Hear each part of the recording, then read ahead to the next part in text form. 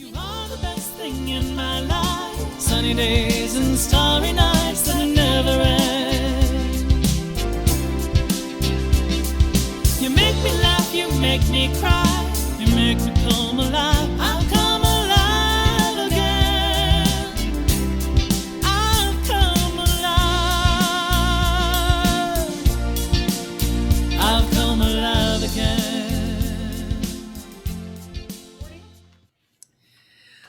Well, welcome to Celeste's Quest for Her Best Life. I'm so excited to have these fabulous activist women on my show today. I'm excited to introduce you to some of these local gals here in San Diego County. As for me, I'll tell you how I met them and how I know them. The two ladies I have with me, Sue Alderson and Tazheen Nazim, or Taz.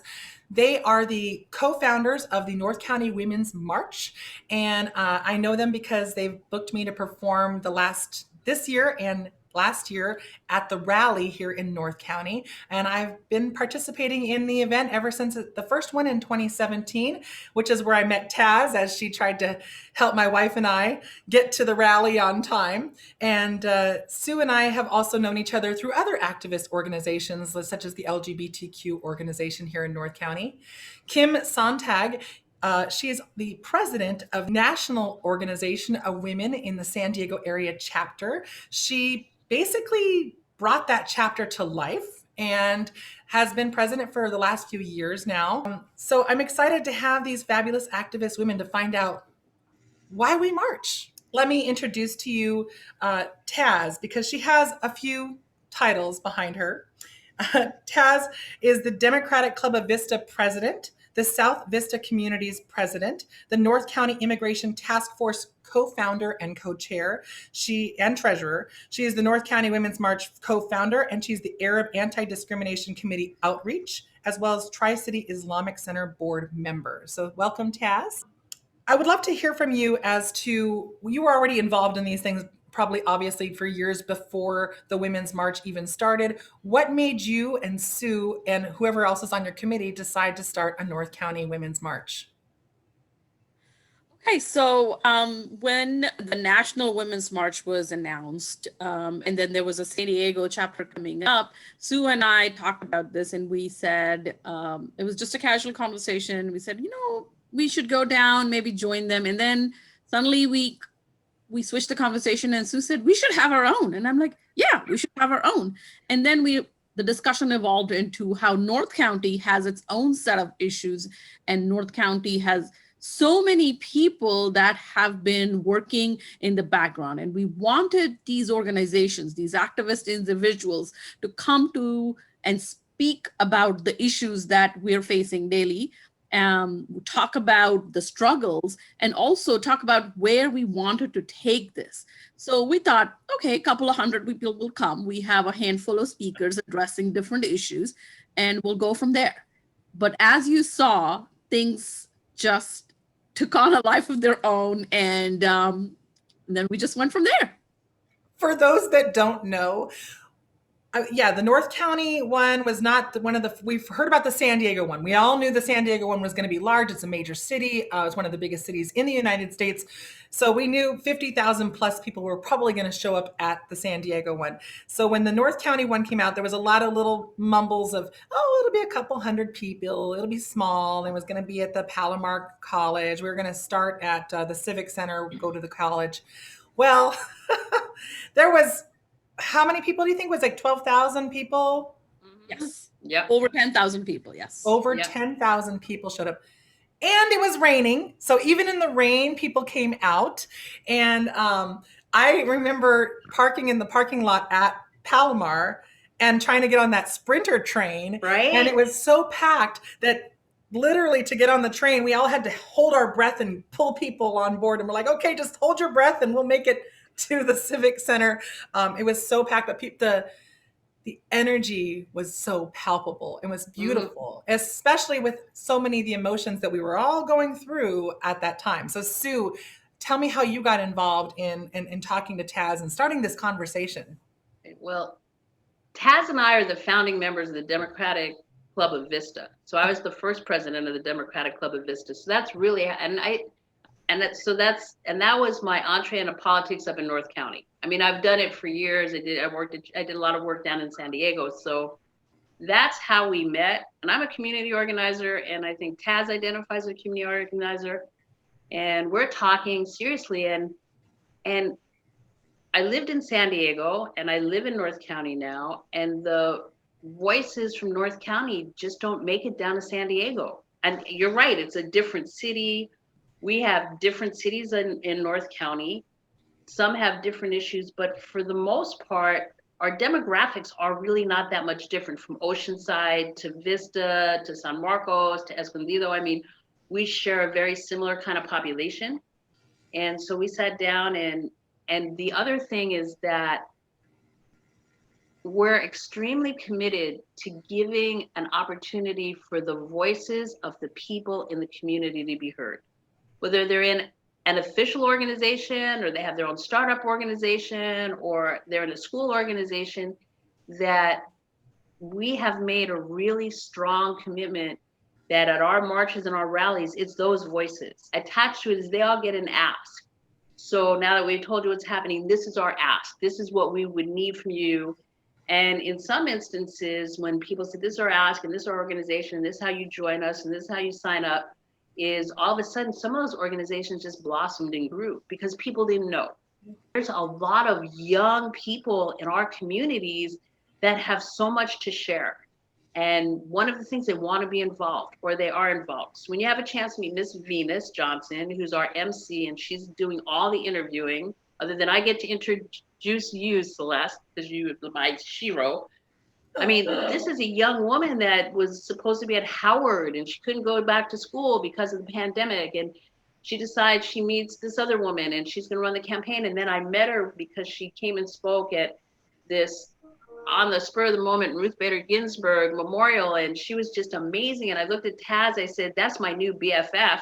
And what do you think if she's the MC? And all of a sudden, we've taken a young person who has so much heart and so much charisma and so bright and hungry and active and wants to get involved. And all of a sudden, there are all these platforms. And then she has friends and peers and colleagues that now will have a voice because they're part of the event. So now I love to see that.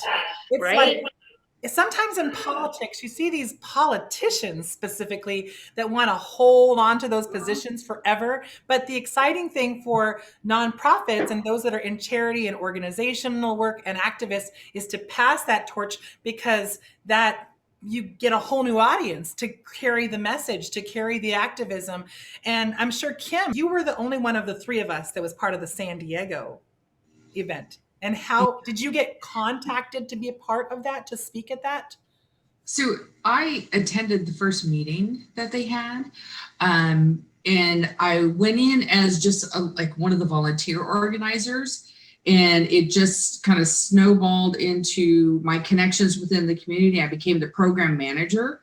Wow. And so it was my responsibility to organize all the people who showed up on the stage and all the sound systems and everything for, to amplify through downtown, which clearly we did not have enough sound for that, because we went back blocks and blocks and blocks, and we had no idea that it was going to end up with like 50 to 55,000 people, and it was crazy. The pictures were astounding. Yeah. I'm not a person that does big crowds, so I was like, I'm glad I wasn't there, but wow, I was so impressed. Yeah. I'm so excited for you. I was lucky. I was up where the Civic Center is, so I was up on the stage. I didn't have to actually get in that crowd until I ended up having to be at the end of it before all of the marchers got to the end, because I had to organize that too. I printed out some facts about that march, particularly because that march was the one that really was the biggest march that we'd even seen in this country since the protests of Vietnam back in the 1960s. And it was really also when organizers like Sue and Taz and Kim got involved, they really wanted to pattern it after the nonviolent and peaceful protests of the civil rights movement of the 1960s. And there were no arrests made. There was no violence. There was no looting. There was no problems that came out of any of these marches, any of them. This is in 2017. 408 marches were planned.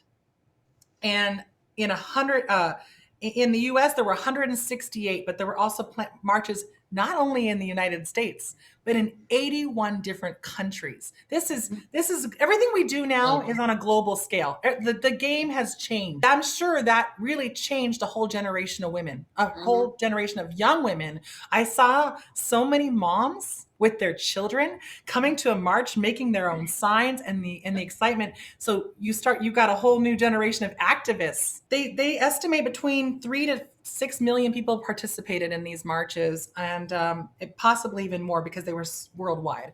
But it's pretty exciting, and yet only 1% of the population participated in the marches. What are the goals and agendas that you guys set forth with your North County march? What are some of the things you wanted to achieve? One of them I feel like we did achieve in terms of we're passed the baton to a Venus who's able to be our host person, to Kelly who's our producer. That people who come to the table, we have as big a table as we need to and as many chairs as we need to, and anybody that wants to come comes. And we don't vet people and say, oh, you meet this criteria, you don't. You get to come and you get to participate. And the other thing is, I personally really believe an empowered woman empowers other women. If you identify as a woman, then you belong here, as well as your allies and co-conspirators or whatever we wanted to speak about, to speak with them. So Taz, I know that you can speak to some of the intersectionality coming at it as an Arab American, as a Muslim American. You're involved. I mean, your titles. You are with the Immigration Task Force and other things. So tell me about the intersectionality issues that were addressed through the Women's March. From the get-go, our mission was to organize communities and bring to fruition issues that everyone faced on a daily basis. So since I came from the immigrants' rights field, I was talking constantly about our DACA recipients who were facing a threat of having their status taken away. We talked about our communities that are bilingual and do not get access to information. So from day one, we wanted to have Spanish speakers involved. We wanted to have our speeches translated, right away. And the consecutive marches and rallies have also been very cognizant of this fact. So we started out as organizers. Basically, it was, you just get up one day, you say, okay, this is an issue, we're gonna organize community, we're gonna activate community. And we came from that place, Sue and I both. So as we enrolled the issues and the speakers, and we talked to other community members, other organizations, we were always kept in the back of our heads that, we have to make sure that this is an inclusive march. So we talked about bringing different groups, that different representations, always intersectional, cross-sectional, and at all times aware that we as women do not have ever a right to judge other women. We as women can only be welcoming, open our arms, extend our table, but never ever be elitist or exclusionary of any person. And we had a lot of men at the table as well. Max from the North County LGBTQ Center has always helped us with our mission. This is an ever-extending table. We never close off.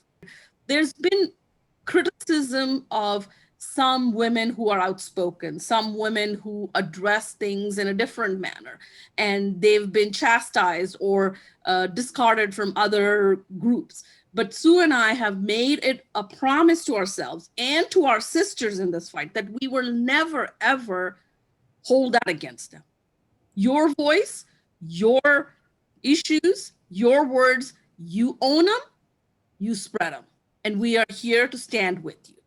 How do we include women if some of the agendas at hand might be more, inclusive, where you have some women whose agenda might be less inclusive? How do you become inclusive of the uninclusive when it comes to that? So as you saw that, just starting with our title, we were the Women's March, and now we're the Womxn March. So we are constantly evolving, because as individuals, we are constantly learning. And when we interact with people that come from different walks of life, stories we've never heard, issues we are not aware of. It is upon us to learn, to grow, to invite and include. How do you deal with women that want to be part of your organization, but maybe not aligned with all of the missions that you have? I'll tell you a quick story. I was at a church and I was talking to a group of women that this was a Catholic church. I was getting an award there, and I was there for the ceremony, and I was talking to a bunch of Catholic women, and I told them that we're organizing the march, you guys should come, and all this stuff. And these women said to me something like, "Oh, is that the birth control march that you're going to?" And I was like, for a second, it took me I was like, "What's she talking about?" I'm like, that must be something else. I'm going to the I've women. heard of that march. I'm like, I don't know what that one is, but I'm calling. So that definitely there is a lot of people in North County which are so conservative and saw us as crazies, but we invite them still. And I would just piggyback on that. I mean, the National Organization for Women includes all women and their male allies. Period. The local chapters are autonomous from national. So it's our choice if we follow the 6 core issues of the national organization, which our local chapter does. So, tell us what those 6 core values are. Sure. But we still follow the same guideline that all women and our male allies are welcome to our table, which has just gotten bigger, having met Taz and Sue.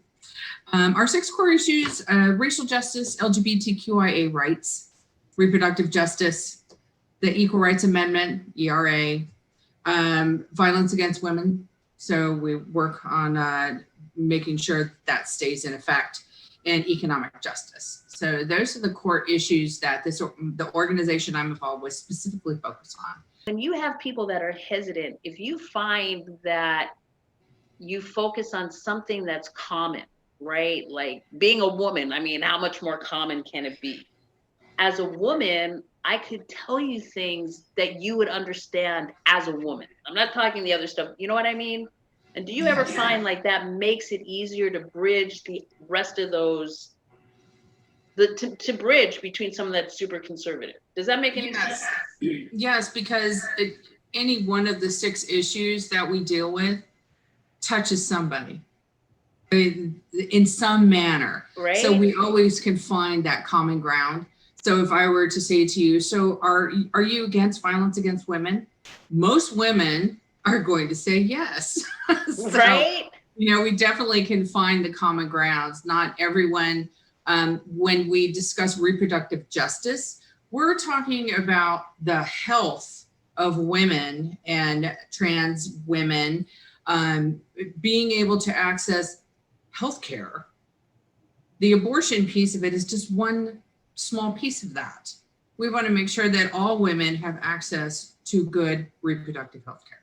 But I can attest from being a performer at the National Organization of Women that you have women of every political ideology and background.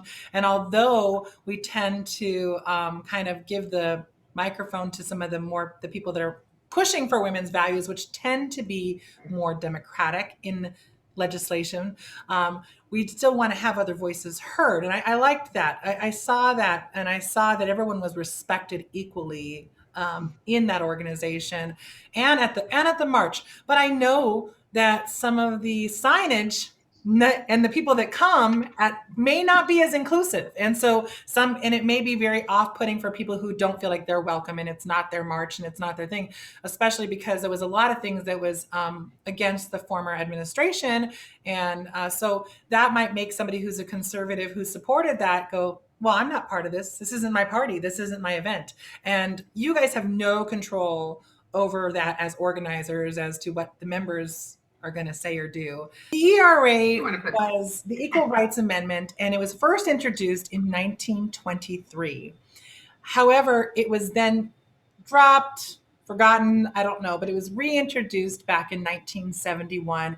And organizers worked really, really hard to get it ratified in enough states to qualify as an amendment to the Constitution. Had one of the biggest events in history of women. Now we have an opportunity, because we got the 38th state a few years later, But Kim, tell us more about the ERA and how you guys have been involved with that since the beginning.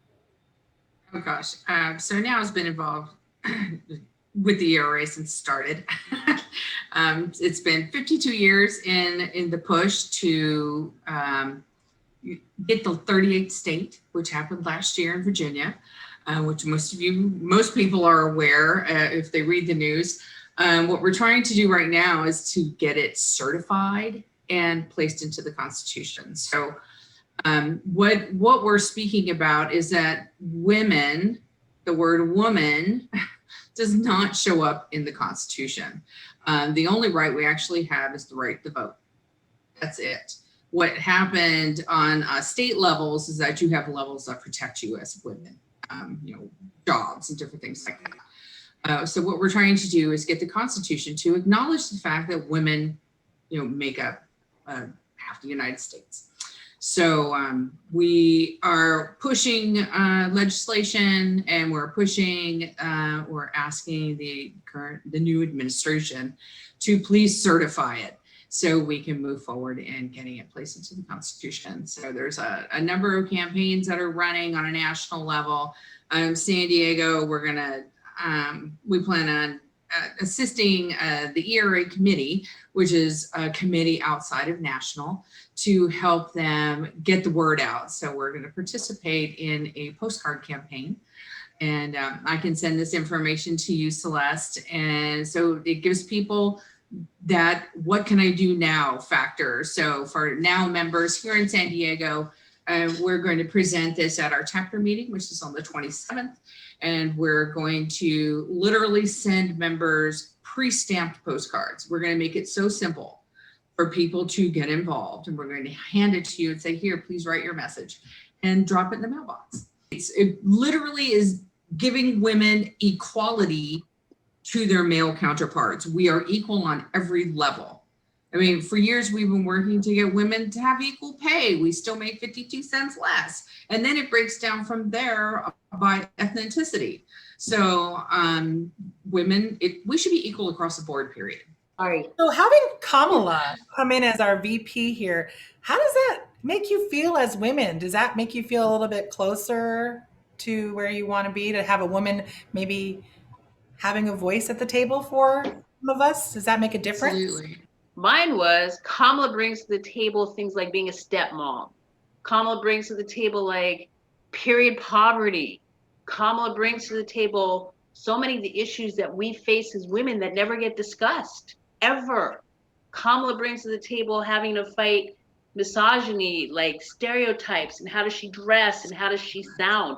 I mean, Kamala brings those things. I mean, she has tremendous qualifications, so I was never diminishing that. Mine was, as a woman person, what does she bring to the table? She could bring, I mean, I don't think she's gonna get pregnant now, but what if she got pregnant? I mean, she brings pregnancy. She brings those other issues that, for whatever reason, are never discussed. Just what she said, it's such a pivotal, profound moment for women. Not only is she a person of color, she's a woman, she's a feminist. She is us, about to take the second biggest seat in the United States. So it is monumental in my perspective. I've always felt a little conflicted because you hear sometimes people get really upset about identity politics and choosing people based on their race, their sexual identity, their gender. These things can be kind of hot button, and I get it. I understand you want to pick somebody based on their qualifications, of which she's more than qualified. You want to pick somebody based on their experiences, but I'm sorry, identity politics still has a place in politics because you're giving voice to people and perspectives that haven't been heard, haven't been acknowledged. Maybe they're screaming, but nobody's listening. And so I think it is important to see Muslim women that are senators and congresswomen, and to see brown women and women of color and women, period, in politics. But not only just to see women, but to see qualified women who are really badass rock stars at their jobs. That's even better, right? We want to see women that succeed Absolutely. and make changes and have those voices and are powerful and strong. We want to look good too, you know. Now the march is virtual. It's almost a symbolic march this year. What do you hope comes out of our virtual experience this year? Our march is a mega production. We have video, we have it edited. We have, if you look on our Facebook page and what is it, Insta and Twitter, I mean, we have the Save the Date week where they have, there's this young woman from a university in Northern California, and she's talking about environmental justice already. We had Juana, who's an elder from the Palma tribe, do a prayer for us already. We have, I mean, it's just so, it's a production. And so that's what we get from as many people as want to come are going to visit. If not, it'll be stayed forever on YouTube. Celeste, you're going to be singing. I mean, what more do we want, right? I get to introduce Celeste. It's like, oh my gosh, you know, I'm going to talk about this, and here's Celeste, and you know, and we have some amazing people that are going to speak. Taz's early suggestion for this year's theme, because we always have a theme, was look at the past, the present, and the future. I think you'll see all of that in the production. Like, I'm the past, Venus is the future. I mean, not to be, you know, I mean, it's just generationally speaking, right? You're the present, Celeste, the past, the present, you know, I mean, and so, and then we just have we've worked really hard to have really quality people looking at environmental issues, water, energy, social equity, giving space for our essential workers and people that have passed. I mean, so we have an opportunity, we're going to look at murdered and missing Indigenous women. We have a trans woman who Taz and I have known for years and years. It's going to speak and is super outspoken. We have, this whole week is a group of young people talking about like gender pronouns, why we change our names, and this issue around gender identity. So there's a lot of education. So I didn't answer your question. I don't know what we're going to get other than there's this opportunity to do it, and maybe it's a new platform. You know, we're hoping we're going to move it forward to the next space we go to. Maybe hopefully get even more people involved and more people aware of what we're even trying to achieve here. And hopefully we can get a lot of women knowing what's going on with trying to get the ERA in the Constitution now that we've got all 38 states on board. And you know, I think that there's unlimited potential, and you are all fabulous organizers. You are all wonderful women, completely committed to changing the world, to make it a better place for not just you to live in, but for other people to live in. And that's what people need to recognize about organizers and activists like yourself. You're not just doing it so that you have a better life. You might not even see the day that things change, but you're doing it for the future generations, the people that have to live in this country. That's why it's so important to pass that torch. That's why it's so important to make sure that the people that come behind you are just as passionate, just as on fire, just as intelligent, and just as good about going after their goals. And I mean, I have so much respect for the three of you. And thank you so much for being on my show. If you have anything to add, I would love to hear if you have any kind of like parting remarks to my audience, which is mostly women, by the way. Let me know, because I would love to hear what you have to say. Okay, Sue, go ahead. We're raising money for feminine hygiene products that, with COVID especially, any woman or any family with young women that were already economically challenged are even more challenged. We'll see how much money we raise, and then we'll just distribute it as best as we can across North County. Because if you're in Escondido and you're picking it up there, it's not helping my sisters in Oceanside. Love it. We got to take care of each other. How about you, Kim? Do you have anything you want to add to this? So Taz, you said something that really resonated with me. So one of the things I have said for years is that if every woman is not at the table, then all women are not represented. But I loved the table. It's an extending table. It never ends. I love that. So that's, you know, I look at women's rights like that. It's we all need to pitch in and to change things. And so I'm always open to listening and hearing every woman's perspective of how we can make things better for them, for women and girls. And Kim, in regards to membership for the National Organization of Women, are you guys doing virtual meetings, or are you doing anything throughout 2021? Yes, and we already have our first 3 months of meetings set up this month. It's on January 27th. Let's get this year started. We are going to take it by storm. There are so many issues that are up right now that President Biden is going to overturn and turn around. And so we really need to like stop and look and strategically plan how we're going to move forward. When it comes to membership, or when it comes to your meetings, do you have a way for people that have maybe never been to a meeting like that, might be a little intimidated? Can they just sit in and listen to see what's going on? Absolutely. You don't need to be intimidated. It is a safe space. It is a free space. Our membership meetings for San Diego have always been open, and they continue to be open on Zoom. So I encourage anyone to just RSVP so we can control for security purposes, and just come and see what we're about. Ask questions. You don't learn anything until you ask a question. As we have this extending table, does that mean that everybody at the table has a voice at the table as Absolutely. well?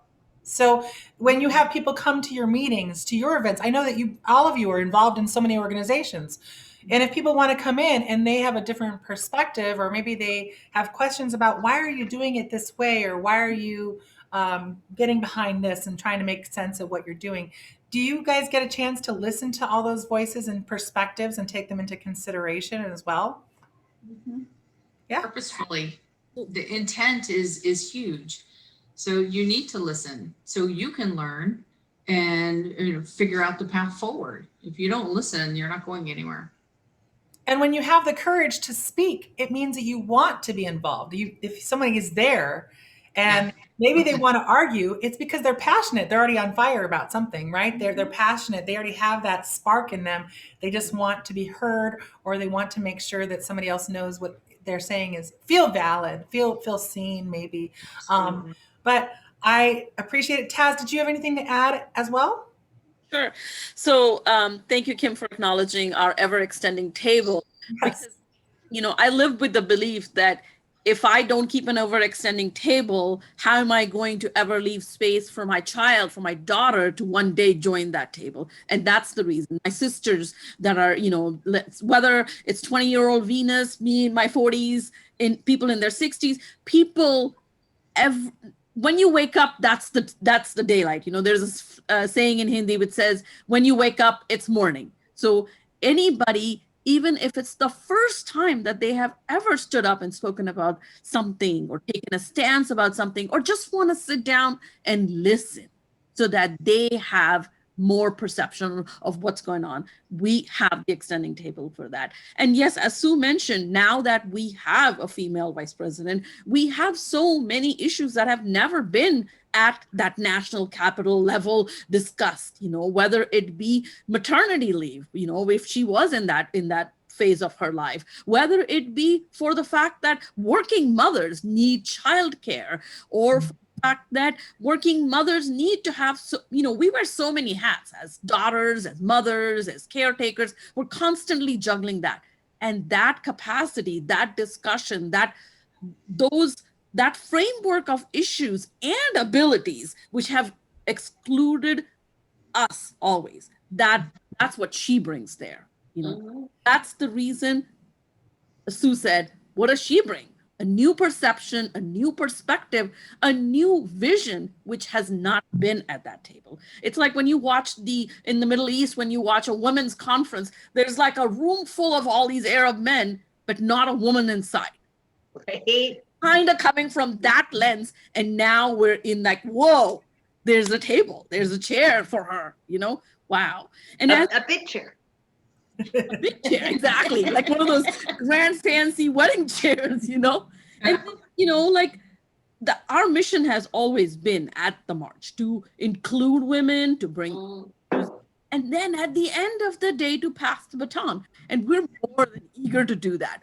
But we're not going anywhere. It's not like we will diminish our involvement or stop to give support. We'll always be there. And we hope that one day a Venus or a Sabrina, my daughter is 14, will pick up the baton and move it forward, right? So that's the evolution of not only the march. As I have no brothers. So as the female heir of my father, I've always been fighting that misogynistic world. You know, there is my grandparents and my great grandparents couldn't fathom the fact that this man has no sons. What will he do with his business or his property or things like that? And I've broken all those norms. And I want my child to keep breaking further norms that I haven't been able to. That's the evolution of the table. That's the open extension of the table, and we keep adding on. Thank you. You're a trailblazer. And I think that one of the things that we don't discuss when we talk about women's rights is the benefit to men that there is when we bring us all to the same playing levels and we're all on the same level. There is a benefit to men. There's a benefit to men who will have equal rights when it comes to parenting. There's so many people that benefit when it comes to equality. I like that. What is that meme that keeps being passed around? It's saying it's not pie. You know? And I think that there's so much potential in this world. And because of women like you, because of activists like you, and all the people that are working day in and day out with that vision of what the world can be, that is the most beautiful thing. And I'm so grateful for all of you. Thank you so much. Thanks for being on my show. And I'm really looking forward to the Women's March. I'm going to put the information on the virtual Women's March that we're having on my show so that everybody knows where to watch the virtual show. It's going to be at 11 a.m. on Saturday, this Saturday. And we have so much to celebrate. We have so many things to celebrate. So you're broken down and tired of living life on a merry-go-round, and you can't find the fighter, but I see it in you, so we're gonna walk it out and move mountains. We're gonna walk it out and move mountains. And I'll rise up, I'll rise like the day. I'll rise up, I'll rise unafraid. I'll rise up and I'll do it 1,000 times again. And I'll rise up high like the waves. I'll rise up in spite of the ache. I'll rise up and I'll do it 1,000 times again. For you, for you, for you, for you. When the silence isn't quiet and it feels like it's getting hard to breathe, and I know you feel like dying, but I promise we'll take the world to its feet and move mountains. We'll take it to its feet and move mountains. And I'll rise up, I'll rise like the day. I'll rise up, I'll rise unafraid. I'll rise up and I'll do it 1,000 times again. For you, for you, for you, for you. All we need is hope. And for that we have each other. And for that we have each other. We will rise, we will rise, we will rise. Whoa, we